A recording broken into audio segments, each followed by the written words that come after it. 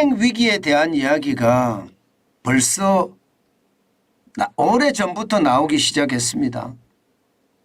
그런데 점점 말입니다. 은행의 연체율은 충격적으로 늘고 있습니다. 이러다가 대형 은행의 파산도 충분히 생각할 수 있는 그런 지표들이 속속 나오고 있습니다. 여러분, 이 지표를 한번 보시죠. 전북은행의 실질 연체율입니다. 1.33%예요. 엄청나죠? 일반적으로 말입니다. 일반적으로 은행의 연체율은요 0.4%, 0.5%, 특히 말입니다. 0.5%가 넘으면 위험선이라고 이야기합니다. 뭐 0.4%도 위험 가능성이라고 이야기하고요. 그런데 여러분 보세요. 지금 전북은행은 1.33%입니다. 괜찮을까요? 지금 당장은 괜찮아 보입니다. 그러면 앞으로 괜찮을까요? 계속? 이거 쉽지 않습니다. 쉽지 않습니다. 지금 전체적으로 은행의 실질 연체율을 보면요. 지금 국민은행 여기 지금 빠져 있는데요. 국민은행입니다. 국민은행은 0.29%입니다. 그나마 국민은행은 좀 안정적이다 그렇게 이야기할 수 있나요?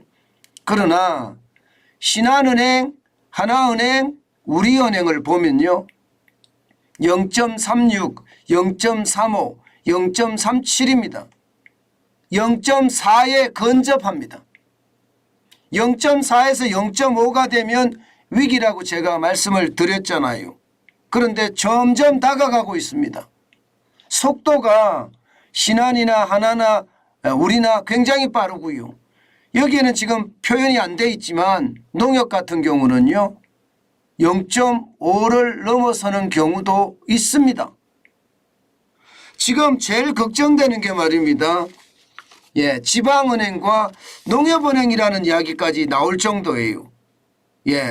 농협에는요. 실질 연체율이 0.5%를 넘는 것도 나왔다. 이렇게 이야기할 정도니까 농협의 상황은 심상치 않아 보이죠.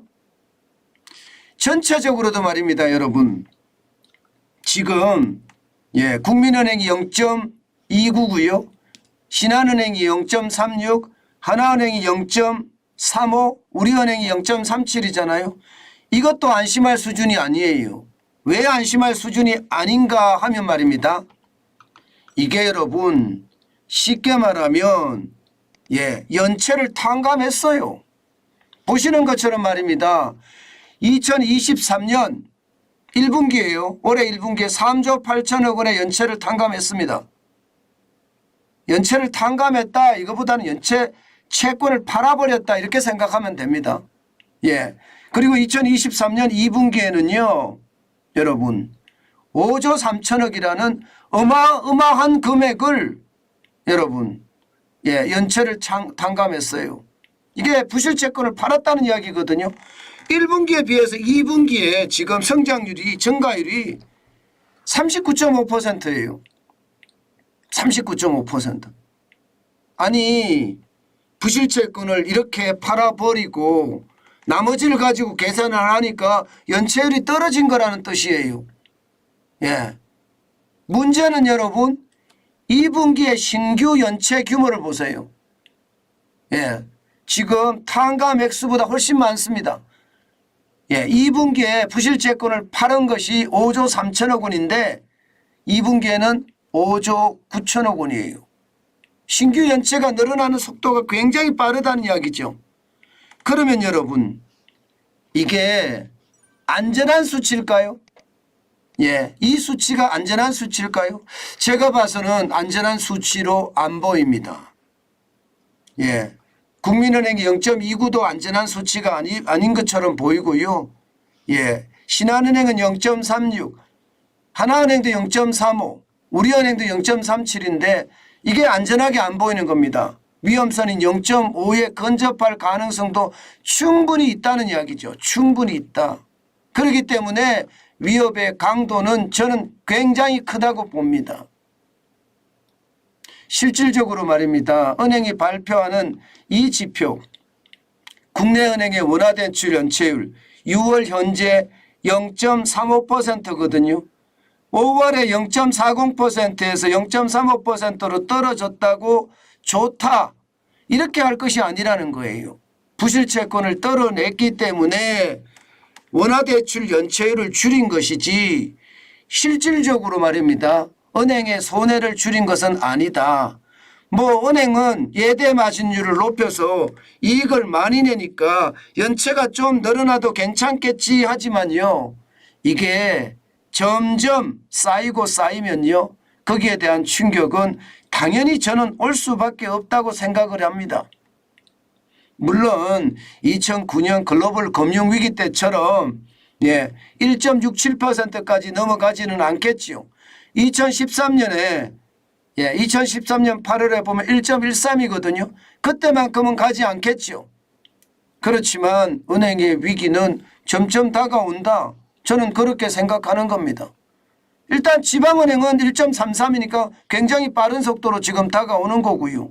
실질 연체율은 더 커져가니 은행의 위기가 이게 잠잠해졌다가 아니라 앞으로 더 커질 수밖에 없다, 이런 상황을 저는 만들어낸다고 생각을 합니다.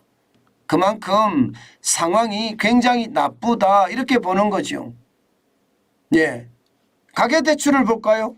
가계대출을 보면 5월에 0.37이었습니다. 그러던 것이 6월에 0.33으로 줄었습니다. 그러니까 많이 줄 거다, 이렇게 예상을 하지만 실질적으로는 이게 쉽지 않다는 이야기예요. 실질적으로는 실제로 말입니다.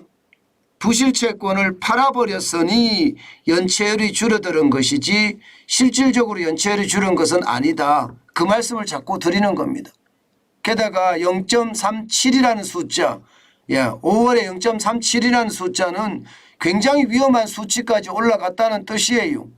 여러분도 보시다시피 글로벌 금융위기 때 2008년 12월에 0.6까지 올라갔는데도 위기라고 이야기했잖아요. 그러니까 0.37이면 이게 쉽지 않다는 이야기입니다. 게다가 기업은 심각합니다. 기업은 말입니다. 5월에 0.43까지 갔습니다. 0.43까지. 6월에는 0.37로 떨어졌지만 실질적으로는요, 떨어졌다, 이렇게 평가는 안 합니다. 그만큼 시장에는요, 굉장히 위험한 상황이 지금 계속되고 있다, 이런 얘기예요. 여러분, 시장의 위기는요, 언제든 제가 온다고 말씀을 드렸는데 그중에서도요, 가장 위기가 심각하게 올 것이 이금융권이다, 이 말씀을 드렸잖아요. 실제로 저축은행이나 새마을금고의 위기가 왔다, 지금 그렇게 제가 이야기를 했습니다. 그런데 지방은행으로 이제 확장될 거라고도 이야기를 했는데 지금 지방은행으로 점점 확장이 되고 있는 분위기입니다. 그렇게 따져보면 여러분, 시장의 위기는 예상했던 것보다가 훨씬 더 크다, 저는 그렇게도 이야기할 수 있다고 봅니다. 이게 여러분, 시장이라는 게 그렇습니다. 단순하게 말입니다. 쿵 하고 어느 날 갑자기 위기가 오지는 않습니다. 이게 결국은 쌓이고 쌓여서 위기가 오거든요. 그런데 그 위기를 쌓일 때 아주 쉽게 생각하는 경향이 강합니다. 그러면 여러분, 그게 결국은 한꺼번에 닥칠 수가 있거든요. 저는 그 위기가 한꺼번에 닥쳤을 때 과연 우리 시장이 감당할 수 있는 능력이 있느냐, 그 생각도 굉장히 많이 해봐야 합니다. 어떤 분들은 그렇게 이야기합니다.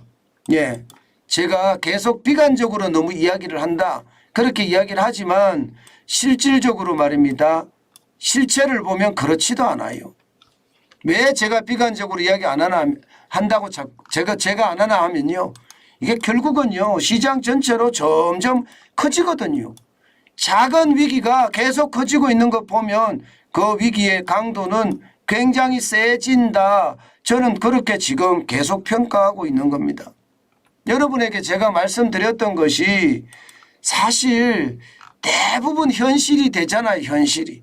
아마 현실이 되는 것을 여러분들도 많이 느끼셨을 거예요. 저는 그 현실을 보면서 말입니다. 시장에 대한 이야기를 여러분께 드리고 있는 거예요. 그만큼 말입니다. 시장은 약간이지만 그 약간이 결국 전체를 좌지우지할 수 있는 그런 위기가 될 것이다. 그 말씀 다시 한번 여러분들께 올립니다. 저는 시장을 가볍게 보지 말라는 이야기를 자주 말씀을 드리는데요.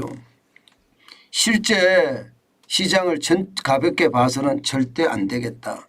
그 이야기 다시 한번 강조드립니다.